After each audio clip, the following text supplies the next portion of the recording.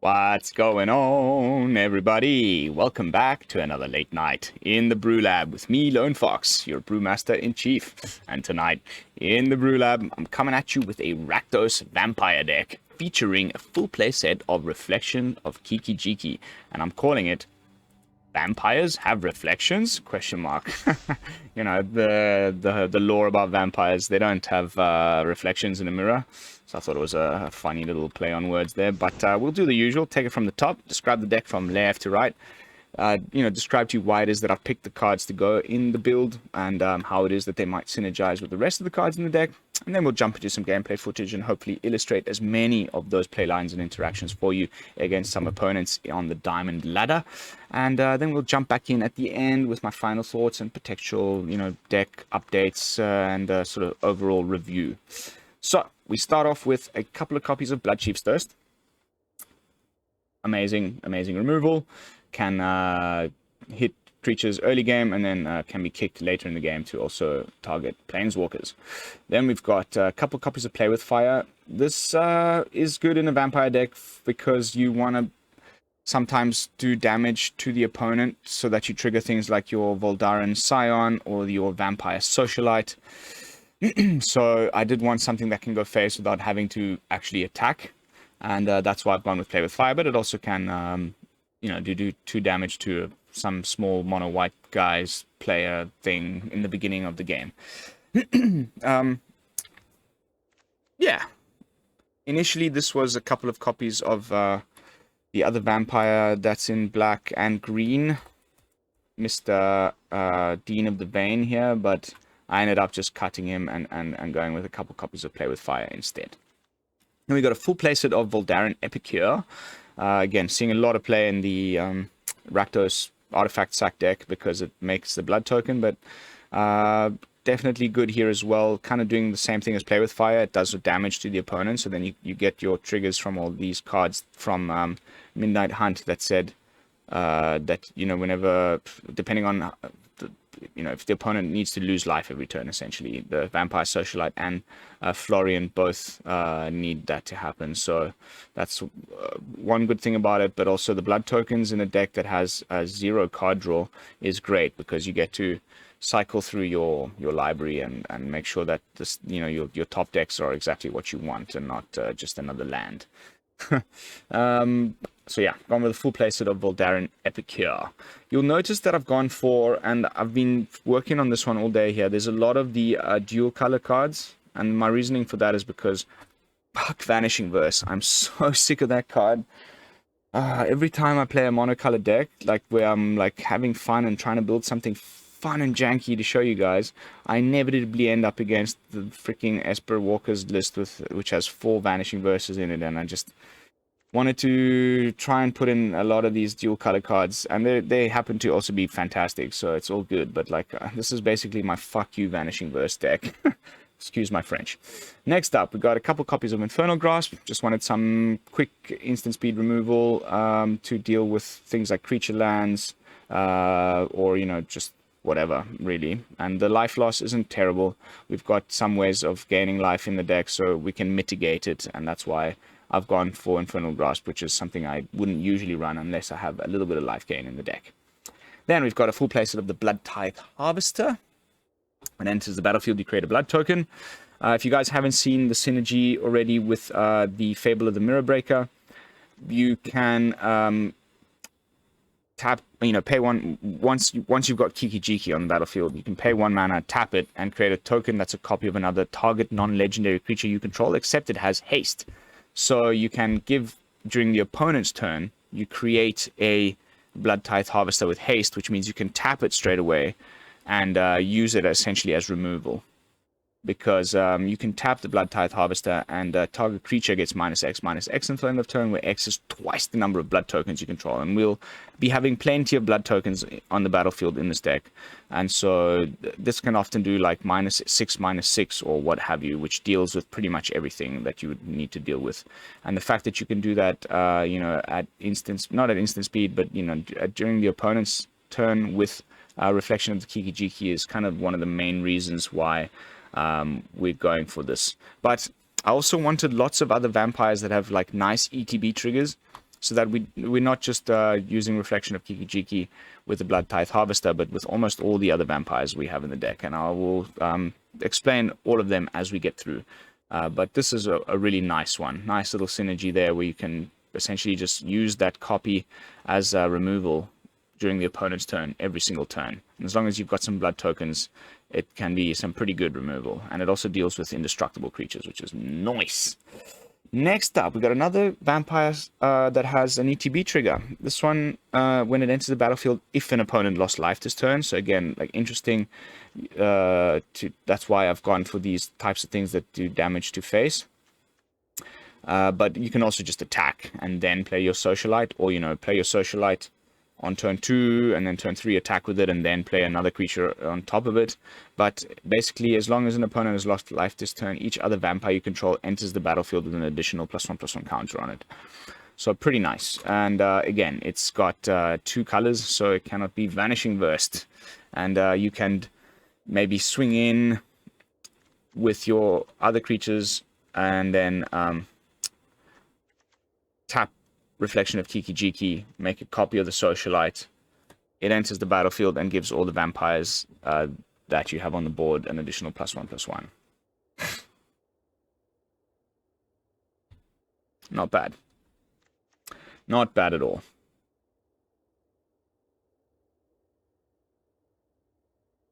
Not bad at all. This can, I haven't really tested this one out too much. I've had it happen a few times in testing. But now that I'm rereading it, it's actually a genius idea. You can just continuously grow your vampires with this. As long as the opponent lost life this turn, you just make a copy, it enters the battlefield, gives all your vampires +1/+1. Nice. Very nice. Next up, of course, we've got a full playset of Fable of the Mirror Breaker. So, helping us ramp on the first chapter with the little goblin that poops out treasure tokens. Then also helping us rummage through our deck. If we've got nonsense that we don't need, you can discard it and then draw 2 cards. Discard 2 cards and draw 2 cards. And then finally comes back as Reflection of Kiki-Jiki, which has a problem.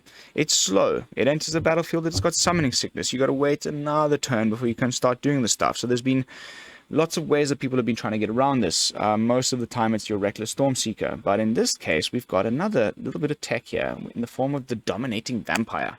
So you hold this in hand, you wait. And when the Fable of the Mirror Breaker flips into Reflection of Kiki-Jiki and enters the battlefield with Summoning Sickness, then you cast your Dominating Vampire, which says, when Dominating Vampire enters the battlefield, gain control of target creature with mana value less than or equal to the number of vampires you control until end of turn. So, of course, sometimes if you don't have the Fable of the Mirror Breaker, a Kiki-Jiki thing going on, you can just use this to steal one of the opponent's creatures and get in for the kill. But you can target your own creatures. So it enters the battlefield, you target Reflection of Kiki-Jiki, it gains haste the turn it entered the battlefield, and then you can already do the thing that it does, pay 1 mana, tap it, and start making copies of things that turn that it enters the battlefield. So it makes it a little less slow, and that is, and of course it's a nice ETB trigger. It's another great thing that you can copy, during whenever, you having an additional Dominating Vampire enter the battlefield during your attack step and stealing the opponent's creatures every single turn. You get to steal a creature and attack in with his stuff. Nice. Then we've got 3 copies of Florian, Voldaren, Scion. Gone with 3 because it's legendary, but it's a nice little bit of card advantage alongside the blood tokens, which will help us look through our library. This one also, whenever, during your beginning of your post-combat main phase, so just remember not to play him. If you've only got 3 mana available and you've already paid your 3rd land, don't play it before you attack. Play it after, play it in your post-combat main phase. Otherwise, you'll look at the top cards of your library, but you will not be able to play any of them, and they'll just end up in exile. So just be aware of when it is that you need to be playing this card, and how much mana you have left open, so that when you do get to look at the top cards of your library, depending on how much life the opponent lost this turn, you can actually cast the thing that you exile. And we've also got a couple copies of Vampire's Vengeance here. It deals 2 damage to each non-vampire creature token, create a blood token. To each non-vampire creature, create a blood token. Instant speed, little kind of micro sweeper. 2 damage isn't great, but like there's definitely decks that suffer greatly from that, namely mono white. And I like it that it's one-sided, so your vampires stay alive. His elite spellbinder gets wiped out, and you get a blood token as a little extra bonus. So not bad. I was initially running some crippling fears, but 3 is just not quite enough, and for 4 mana and at sorcery speed, so I ended up cutting it, and just stuck with Vampire's Vengeance instead. Like, oh, I beg your pardon. Most notably, I was just annoyed that it wasn't hitting Ada lines, and there's a lot of stuff with 4 toughness that Crippling Fear just kind of sucks against. So, decided to trim it, and ended up putting just 3 copies of Hagra Mauling in instead. And that is also adding to our land count as one of our many MDFCs in the deck. Which brings us to the top end. We've got just one Sorin the Mirthless. Could be an argument to be made that instead of Sorin, we could put in maybe a Henrika Domnathi. That was what is initially in the deck, as you can see by the deck box there. But I've gone with Sorin just for the card advantage, and also the fact that you can copy these creature tokens at end step with the Fable of the Mirror Breaker, with Kiki Jiki. And then you get to still have that vampire on the board until the beginning of the next end step. So your end step, remember, if you want that to be the case, the way it's worded, create a token that's a copy of another target non-legendary creature you control except it has haste. Sacrifice it at the beginning of the next end step. So if you do it at the end of the opponent's end step, then it will not be sacrificed until the beginning of your end step. So it'll stay on the battlefield during your whole turn. Which is great for many reasons. There's many of the things that we could be copying that we'd like that to happen with. So just remember, if you are using Reflection of Kiki Jiki during your opponent's turn, it's probably a good idea to do the thing that you're doing at the beginning, at the end of his end step. And then, a couple of copies of Anje, the Maid of Dishonor. Kind of win con, right? Like we're making a lot of blood tokens, and then we can sacrifice those blood tokens to do a little gain and drain action. And of course, sometimes you can just do one of them, do 2 damage to the opponent, and then that'll trigger your Vampire Socialite, your Florian, etc., etc. With all those, those cards that care about how much damage the opponent received this turn. And that's the brew. We've got interesting mana base here. The total lands is actually down to 20. But if you count the MDFCs, that brings the number back up to 26. 2 Agadeem's Awakenings to reanimate our Vamps. We've got stuff at every point on the curve, so you can do a nice little Agadeems there. 1 sneaky Shatterskull Smashing, and 3 Hagra Maulings. Then we've got 2 Hives, 2 Dens, 1 of each of the new legendary lands. 1 of each basic in case we do crack a Field of Ruin or get Field of Ruined, and we've got something to go fetch up. 2 Voldaren Estates, which I'll get to in a second, and some duels. So the Voldaren Estate, you can create a blood token for 5 colorless, and this ability will cost 1 less to activate for each vampire you control. So it potentially can cost you nothing if you've got 5 vampires in play to make a blood token. Pretty sweet. And then you can also just pay 1 life and add 1 mana of any color as long as you're spending that mana to cast a vampire spell. So also fixing our mana a little bit. I did initially have 3. We might end up going back up to 3, but as usual, BrewLab fashion, any adjustments we make to the deck during tonight's gameplay footage will end up being reflected in the deck that you can find in the video description down below as you guys are watching this right now. But that's the brew. I hope I've done a fair job of describing what the game plan is. Let's jump into some games. Vamps with Reflections. Ranked. Some agua.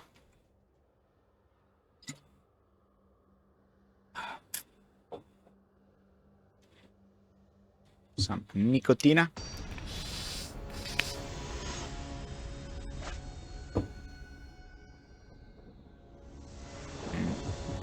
The last giant standing. Hopefully it's not another, like, never-ending flood of mono white like last night. That was a nightmare.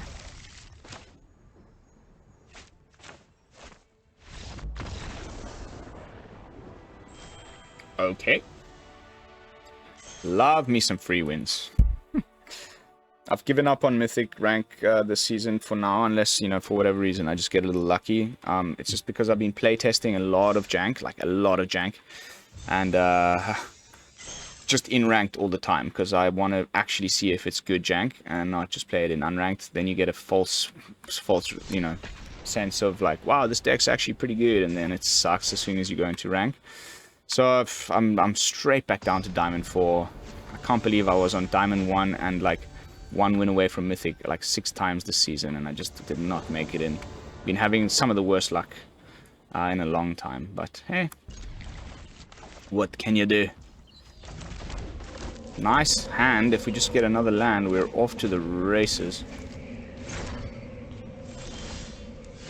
There we go.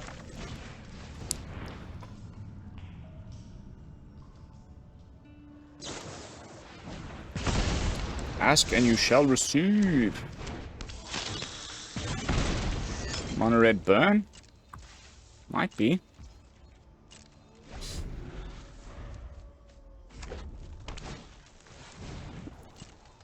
I think we go with the Fable.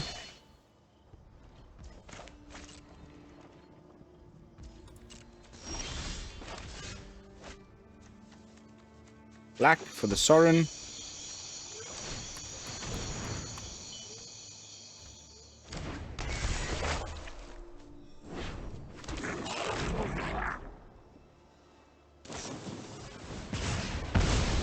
Yeah. Does look like burn.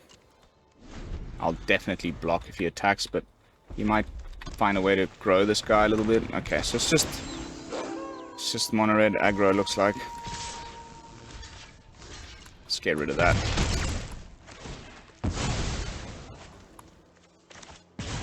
This is really not an ideal place to be casting this, but what can you do? Actually, let's go with the Scion. If he doesn't have removal, he can't attack into it because of the first strike.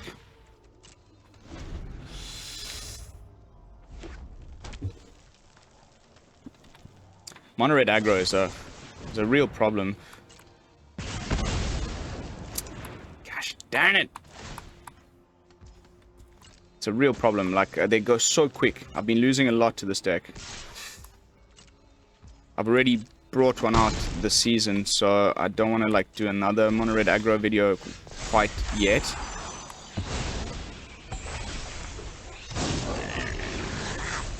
But I'm afraid we need to remove this guy now before it's too late. He's probably also got more removal. Dear God. Just never ends with these guys. Let's hold this up in case there's some like 2-drop hasty guy that we need to get rid of, namely the den here. Ah, oh, thank goodness.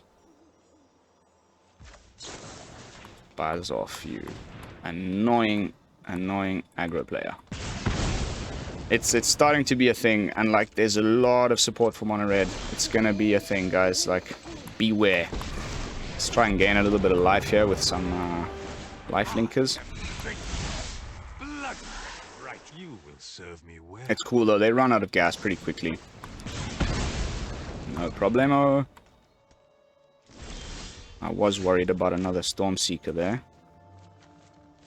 I'm gonna hold back the Epicure so that we can... Actually no, we can play it now and hopefully find another land.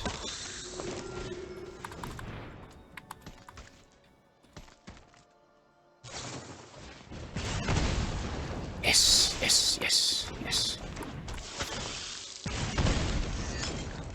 Let's have a look at the top card of our library. Decline. Blood for knowledge. A fair trade. Can play it on its backside. Boop. Nice.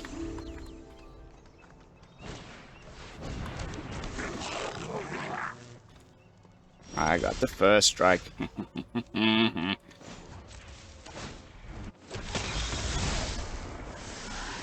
You deal with my servant.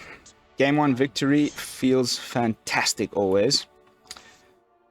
They run out of steam. If they can't get you down quick enough and they don't top deck their Thundering Raiju and things, then you can usually stabilize as long as you've got a little bit of life to gain.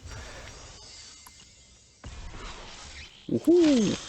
Something I already have 4 of. Thanks, Arena. Definitely needed another one of those. Really stupid part of the economy. Like, I don't get that. Like, why don't they just give me gems then? Why don't we have duplicate protection in those cards too? Another little complaint to lay at Watsy's feet. Oh gosh. Whenever it's this avatar, it's always Esper Planeswalkers. Maybe now the fact that we have all of these different color cards will come in handy.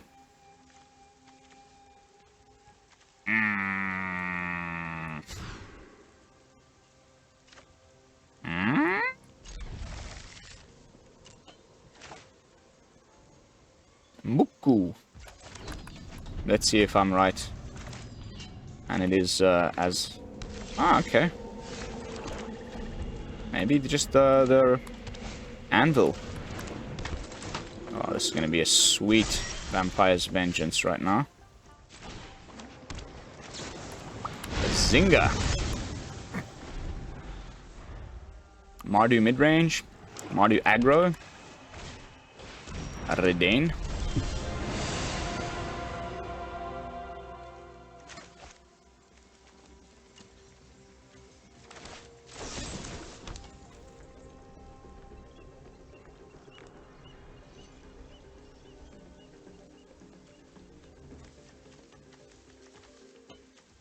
Let's go with the Harvester. Oops, that's my video in the background finished encoding. Beg your pardon. It's the spoiler talk episode that I've just finished recording.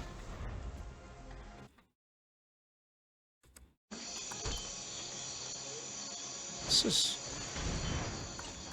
interesting.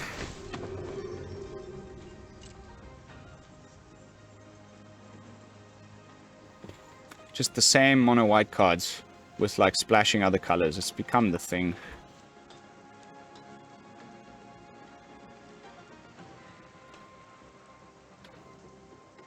I'm just going to keep removing everything. Like Vengeance and tap the Harvester to get rid of Redane. Just like get rid of all this nonsense. Takes my reflection. That's fine.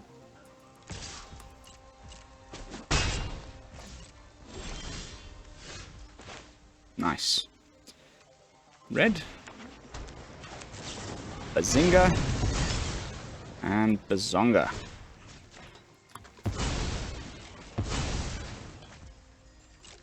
Probably should have attacked first, but then you can't tap, so it's okay. I want to get rid of that Redane. Hello, Edgar. How are you, my friend?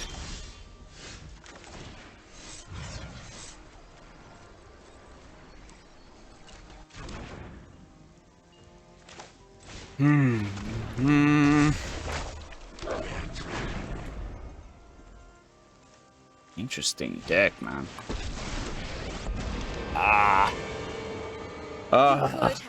Hate this Planeswalker so much. It's such a pain in the ass to deal with.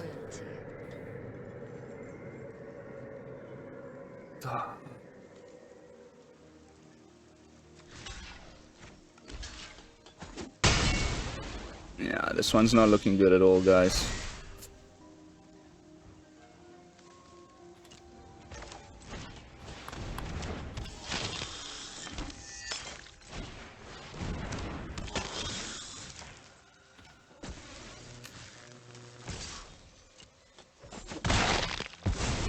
That's not terrible. The light is insufferable.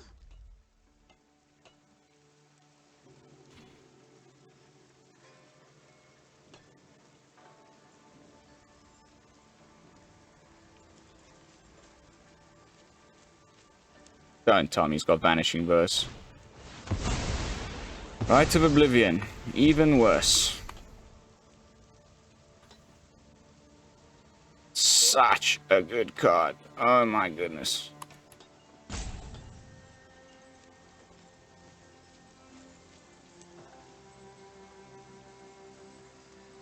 such a good card.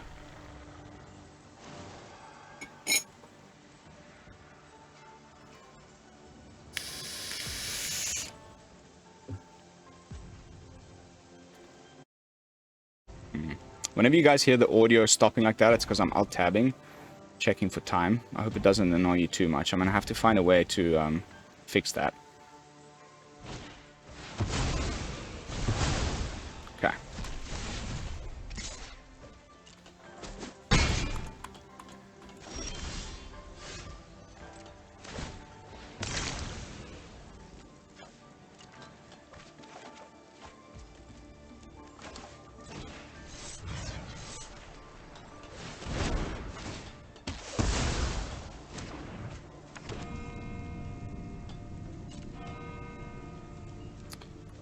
He's got that cave. I mean, that den.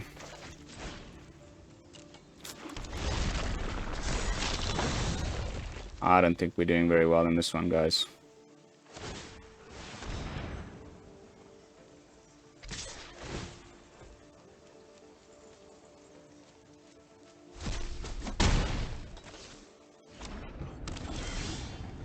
Okay, let's hold up the field. I mean, the mauling.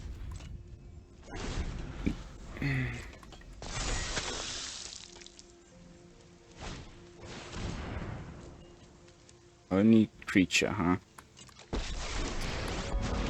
I'm on the verge of conceding here. Violence is necessary to set things right. Nice deck, I guess. Nice for him. Really, really bad for me. My ways are not for the weak. I want to keep that for the den in case. These all become 2/2s next turn, and Edgar comes back. Urgh. Nice, man. Very nice.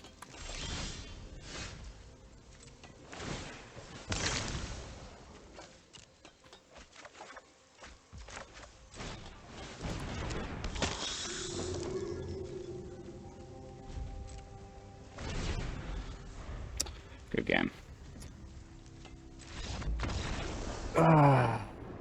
On to the next one.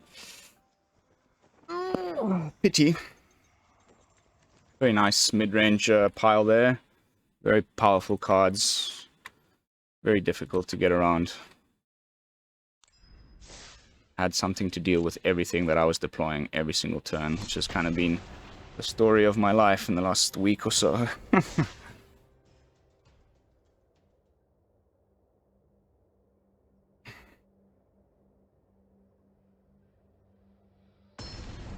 One win, one loss.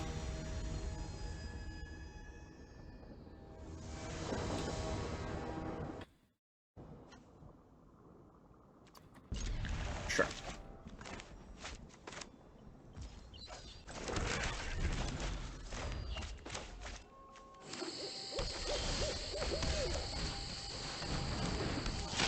Ooh, looks like some wolves.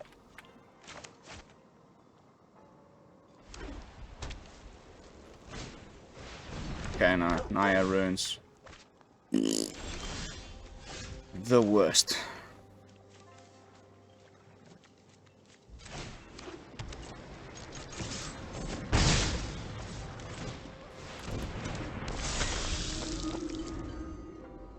How do you like them apples?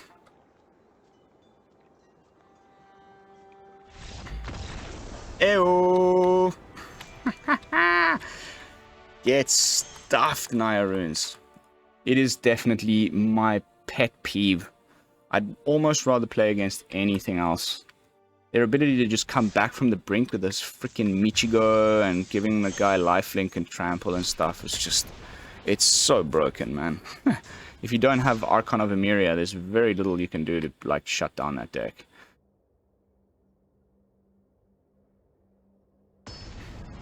Especially in best of one. It's so tough. Yves Rogne. Is like a French opponent. That's a mulligan. Or shizzle. My nizzle. I mean, if I could risk it and maybe top deck a red land next turn, but if we don't, then we're just kind of sitting there doing nothing. So I think I do not like to cycle away or, you know, mulligan away my only copy of Sorin that I did happen to get into my opening hand, but I think it's a mulligan. Punished.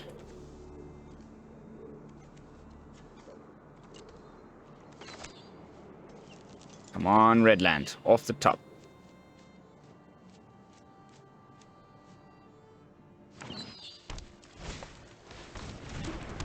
Two in a row, guys. Yeah, at least we got the Redland.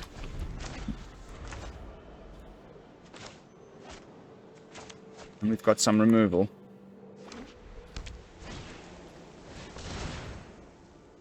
Ah. Give me a break, dude. Bugger off. We're dead. This is... I can already tell.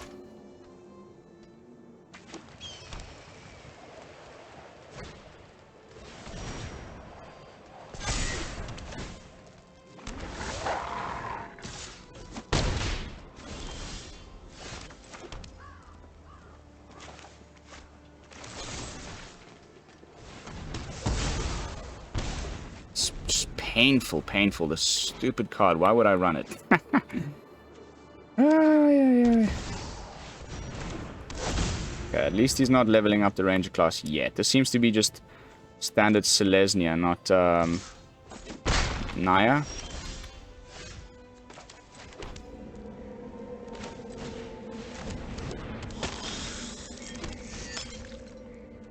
Oh no. Oh, that was so dumb. Why do I do these things? Anyway. If he decides to attack, I'll definitely block.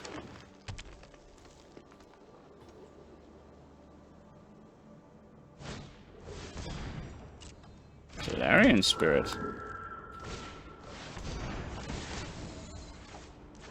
Rip. Whew.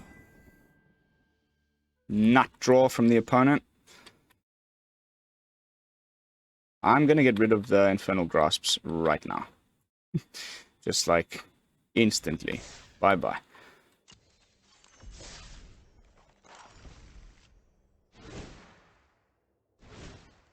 Not entirely sure what I could replace this with.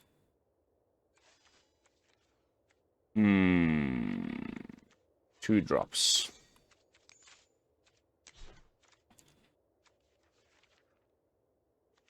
What would be a good replacement for Infernal Grasp? Umezawa.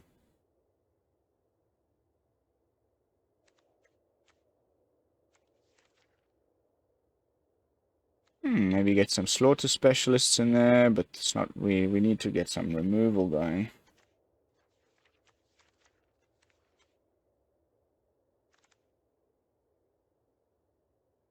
A bit of life gain. 2 blood tokens. Nah, not really that interested in that. Maybe some blood bats. Then we're kind of low on removal. Maybe some red removal, but nah, I wanted some hard removal. Does it just have to be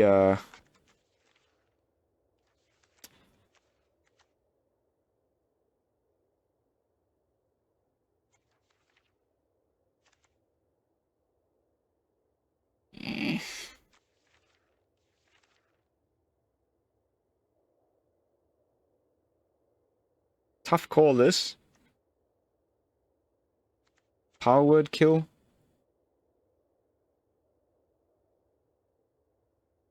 Let's go 1 power word kill, 1 Infernal Grasp, and just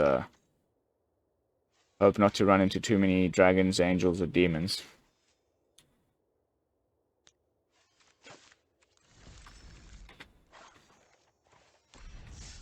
Ooh, it's raining. Finally.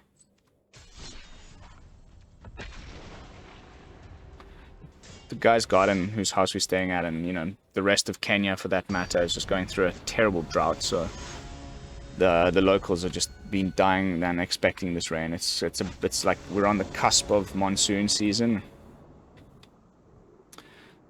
Okay, we've actually got 3 lands. The rest of the cards are pretty nice, so I think I'll go for it. Even though we're on the draw, I could mulligan safely. I think I'm going to keep this.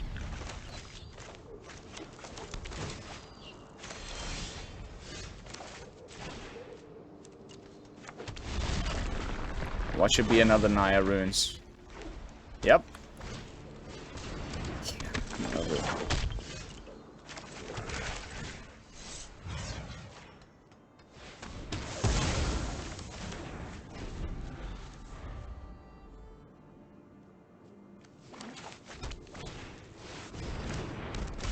There he is.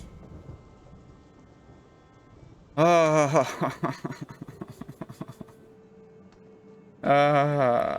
Let's get the sinking feeling in the pit of your stomach that things are about to go terribly, terribly wrong.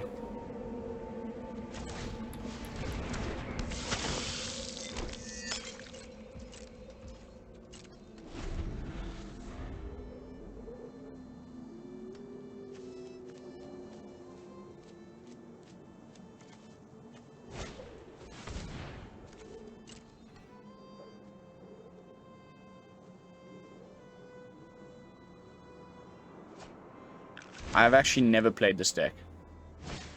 Of course, he gets exactly the freaking perfect card that he needs. 3 runes coming through.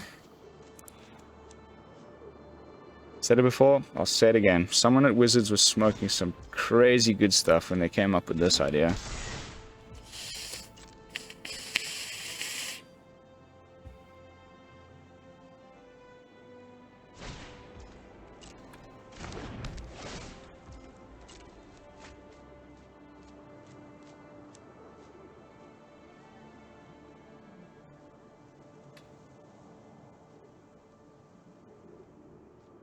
Opponent.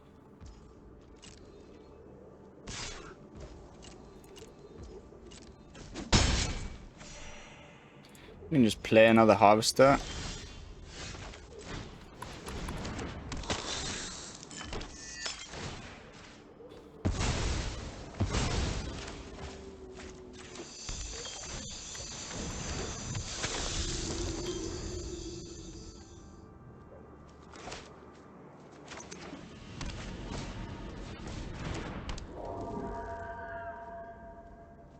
You just have to pray that they don't get another champion. Or a freaking showdown of the scouts. That smell of rain. So sweet.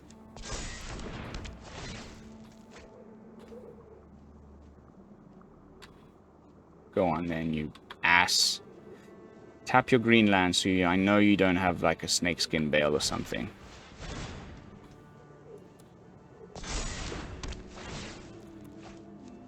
It's disgusting. It's disgusting. It's disgusting. I hate it. So strong. Of course, this is also a spirit, so it's like the spirits you get from Hallowed Haunting and blah, blah, blah, blah. There we go. Okay, so he's tapped out. At least we can kill the Naturalist. But another one. Whoop-de-doo.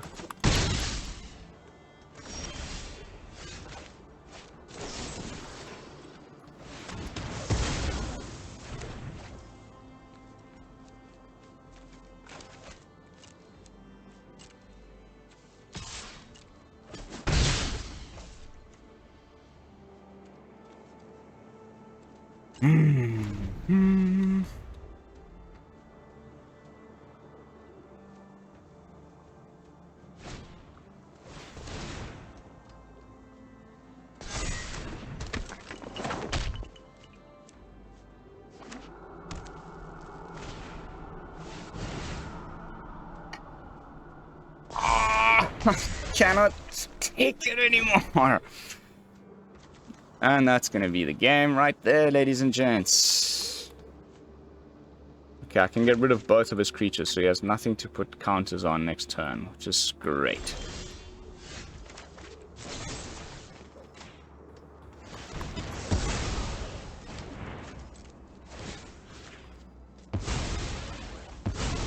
at the very least.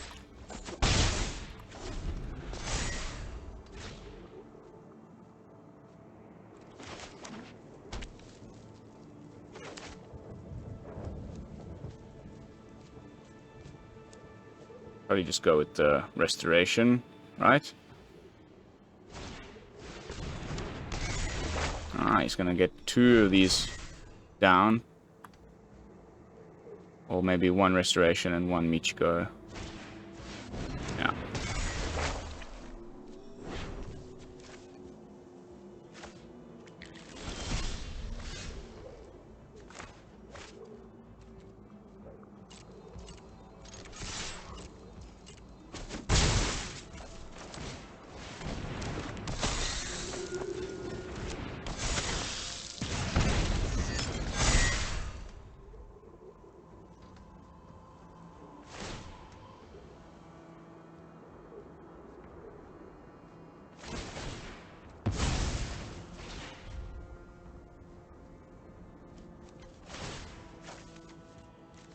Naturalist, almost certainly.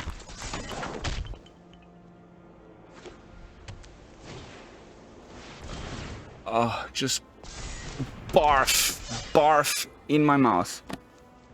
What a load of bollocks, mate. This is just ridiculous, ridiculous. Of course he had the hasty one in his hand. Of course. Why wouldn't he?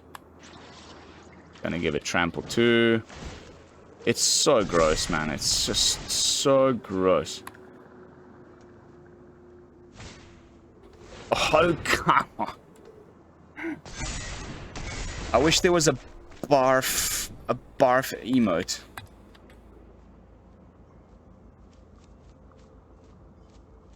And there's a backup in hand. You know, yeah.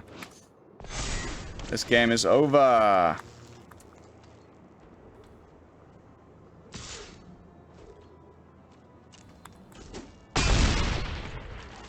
So gross, man. Just get stuffed, you piece of poop. Let's see if we can find some removal.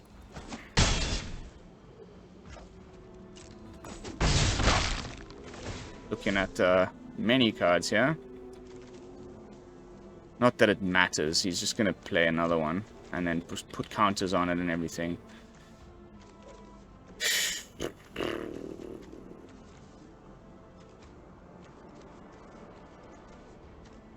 Whatever, man.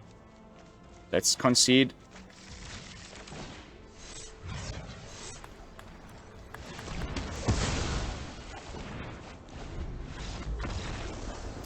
Just so annoying. Worst thing to play against. Like, I'd rather play almost against anything else than that deck. They just have this ability to always come back from the brink, no matter what you do. They've always got the card advantage, life gain, trample, card draw. It's disgusting, disgusting, disgusting. Alright, this is the final match of the night. Let's try and at least end this one on a win. It has not been the best run. With my little Vampires with Reflections deck. What can you do? Sometimes, you know, I like to always bring you guys the stuff unedited. I always just hit record and I go with it, and whatever ends up happening, and I upload that. At least you get a very fair and honest kind of read on the deck. This one probably needs a lot of work, but I do like that we're getting a lot of new vampires in Streets of New Capenna, and so I've been doing this thing where I like look back at some of the tribes that we've already built around, trying to slot in some new cards from Kamigawa, and then just sort of preparing myself for the arrival of some new cards that'll support those tribes in New Capenna. Okay.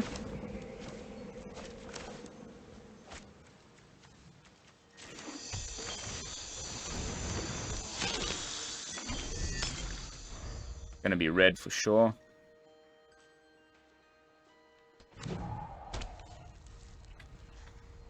Play around another Jawari.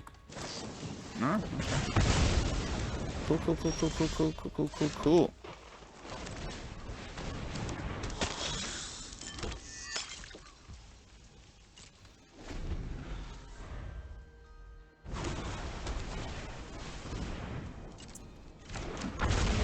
Of course, I can't get rid of it with that. At least he's got no basics, so we can use our Hagra Mauling.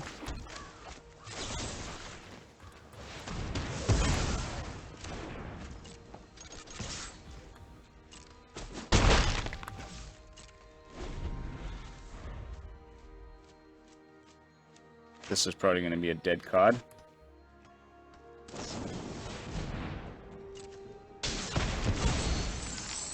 Yeah, yeah, yeah.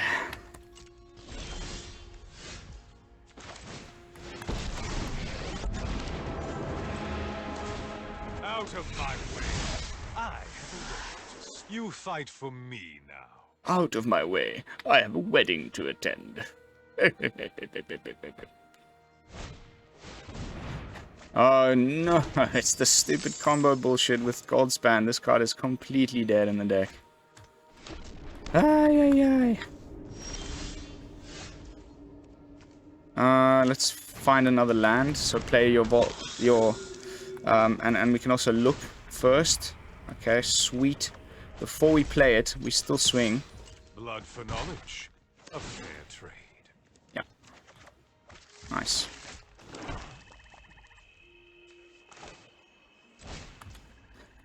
Just in case he goes for... I mean, this deck plays Lear, Disciple of the Drowned. Play this out on red next turn. There he is. This is the deck that beat me at the tournament I played over the weekend. Probably shouldn't have attacked with the little dude here.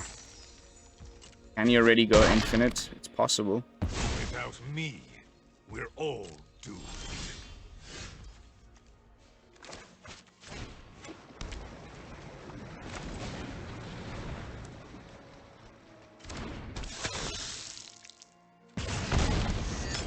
Although...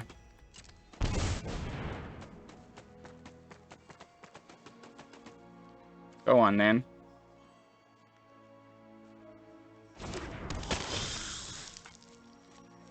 What? Oh, no! Oh, no! The mana value of this one is 0. I thought it was to do with the number of vampires you control.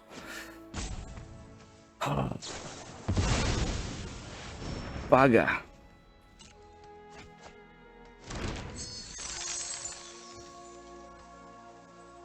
Fading hope on someone. Dragon's Fire.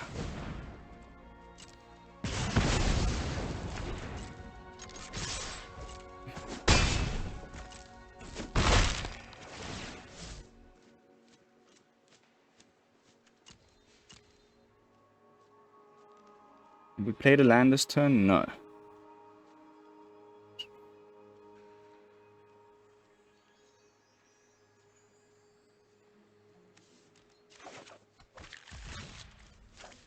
Yes, we have.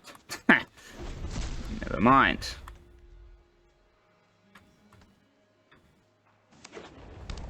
I keep attacking with this, even though I probably should keep it up as a blocker, because I want to hope that he just doesn't have the combo pieces in hand, and we can just, like, race him.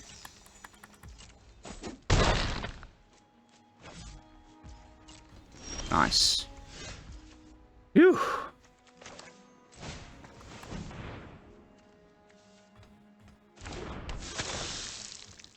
This time I won't attack with it, though.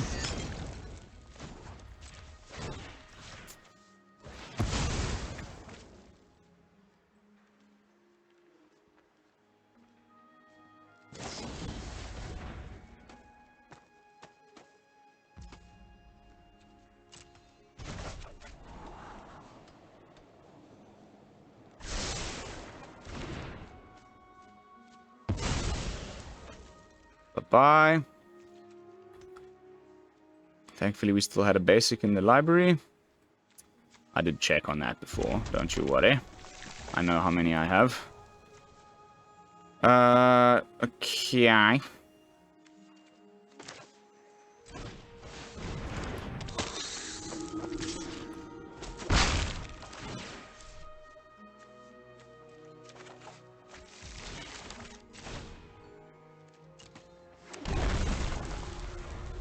potentially reanimate some stuff with that, but no such luck. Okay, he's got the double gold spans, but he can't attack. Okay, let's get rid of this power word kill once and for all.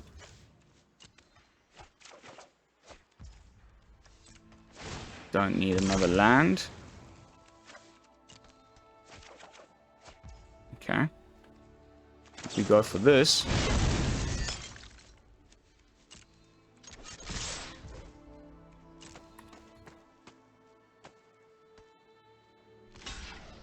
It's one dead gold span. At least.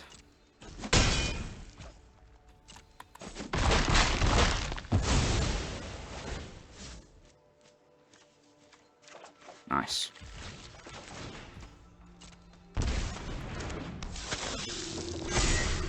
You better top deck what you need, bud. Or it's GG's. Whew. Alright guys, thank goodness we managed to pull that one off. Would have felt real bad about ending this video on a loss, but getting a nice victory there against the disgusting Jeskai combo deck that beat me in the tournament over the weekend. Feels pretty good, kind of a little bit of a revenge feeling for me. So that's going to be it for tonight's gameplay footage. Let's dive back into the deck and see if I have any final thoughts on the matter. Was kind of hoping to do more funny things with the Fable of the Mirror Breaker, but just didn't really come up.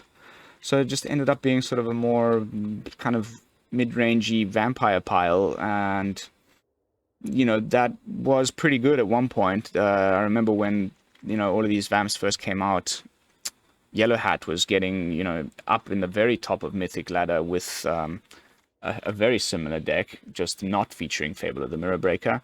It is a nice addition. I think maybe Vampire's Vengeance sort of underperforming there for us. We didn't end up against any mono white players. Might decide to trim that and put in just some better removal, something just as simple as Hero's Downfall. I like that edit. And, you know, we don't have a sweeper. A lot of spot removal, but that's okay. It's kind of just the way it is. You don't want to be running sweepers because it's a creature deck and you want your stuff to stay on the battlefield. So that's why I had initially, because it's a tribal theme deck, maybe the Crippling Fear, but then I was worried about it hitting my Reflection. There was a lot of reasons why I trimmed that one as well. In the end, kind of nice little brew that just isn't as good as the rest of the stuff that's going on right now in the format.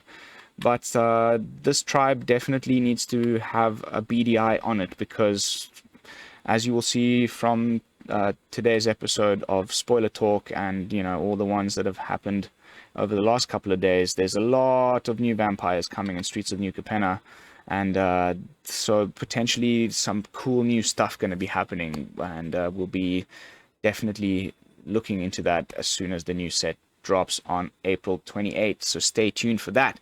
But that's going to be it for this video. Thank you all so much for watching. Don't forget to like, comment, and subscribe. I will see you all tomorrow for another episode of Spoiler Talk and some fresh brews. And until then, this is Lone Fox from the BrewLab, signing out. Peace, y'all.